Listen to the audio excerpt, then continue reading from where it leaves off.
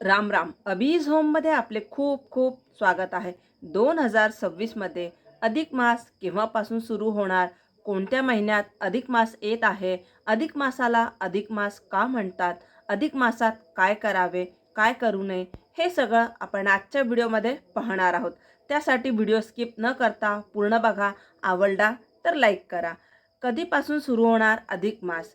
2026मध्ये अधिक मास 17 मे पासून सुरू होईल, तर 15 जून 2026 पर्यंत असेल.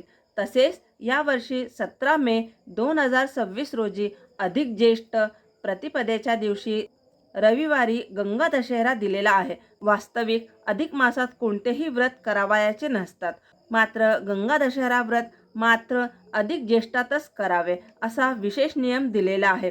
आणि 25 मे रोजी ज्येष्ठ शुक्ल दशमीच्या दिवशी गंगा दशहरा समाप्ती दिलेली आहे. आलेल्या दुहेरी संधीचा प्रत्येकाने लाभ घ्यावा. सौर वर्ष म्हणजे सूर्यवर्ष 365 दिवस आणि 6 तासाचं असतं, तर चंद्रवर्ष 354 दिवसाचं असतं. सूर्यवर्ष आणि चंद्रवर्षात 11 दिवसाचं अंतर असतं. हे अंतर कमी करण्यासाठी प्रत्येक 3 वर्षांनी एक अधिक मास असतो. हिंदू पंचांगानुसार प्रत्येक 3 वर्षात एक अधिक मास असतो. याला मलमास असे पण म्हणतात.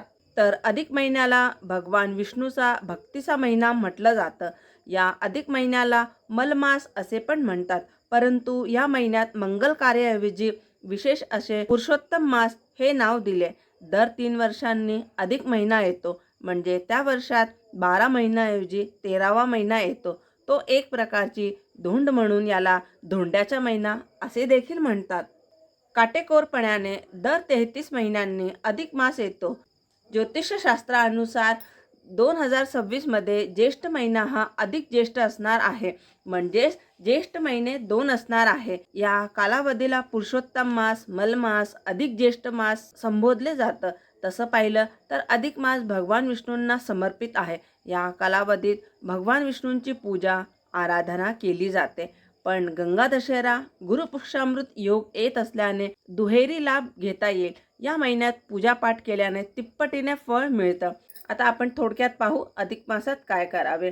सगळ्यात आधी आपण पाहू अधिक मासात काय करावे.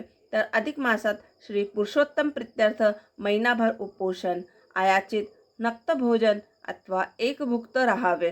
अशक्ताने या 4 प्रकारापैकी एक प्रकार निदान 3 दिवस अथवा 1 दिवस आचरणात आणावा. महिनाभर तांबूल दान दिल्याने सौभाग्य प्राप्ती होते. देवापुढे अखंड दीप लावल्यास लक्ष्मी प्राप्ती होते. निदान 1 दिवस गंगा स्नान केल्यास सर्व पाप निवृत्ती. मौन भोजन केल्यास पापांचे निरसन होते. शक्य असेल त्याने मासपर्यंत अपूपदान करावे. शक्य नसेल त्याने शुक्ल व कृष्ण द्वादशी, पौर्णिमा, कृष्ण अष्टमी, नवमी, चतुर्दशी, अमावस्या या तिथीस आणि व्यतिपात वैधृती असेल त्या दिवशी अपूपदान करावे. अति अशक्ताने वरील दिवसापैकी एक दिवशी अथवा श्रद्धाभक्ती उत्पन्न होईल अशा दिवशी अपूपदान करावे. अपूप म्हणजे अनारसे. अधिक मासात कोणती कामे करावी व कोणती कामे करू नये. अधिक मास जरी हा पवित्र आहे तरी अधिक मासात विवाह करू नये. या महिन्यात विवाह करणे अशुभ मानलं जातं. या महिन्यात विवाह केल्यास शारीरिक व मानसिक सुख मिळत नाही. अधिक मासात नवीन कामाची सुरुवात करू नये, अन्यथा धनहानी होण्याची शक्यता असते. कामात यश मिळत नाही. अधिक मासात गुंतवणूक करू नये. प्रॉपर्टी, दागिने खरेदीसाठी महिना संपेपर्यंत वाट बघावी. अधिक मासात घर बांधू नये. या काळात गृहप्रवेश, कर्णवेध, मुंडन, विवाह, शुभकार्य करू नये. तसेच गृहारंभ, वास्तुशांती, संन्यास ग्रहण, नूतन व्रत ग्रहण, दीक्षा, विवाह, उपनयन, चौल, देवप्रतिष्ठा करू नये. अधिक मासात नित्य व नैमित्तिक कर्म करता येतील.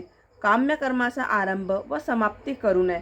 ग्रहण, श्राद्ध, तीर्थश्राद्ध, दर्शश्राद्ध, नित्यश्राद्धही करावे.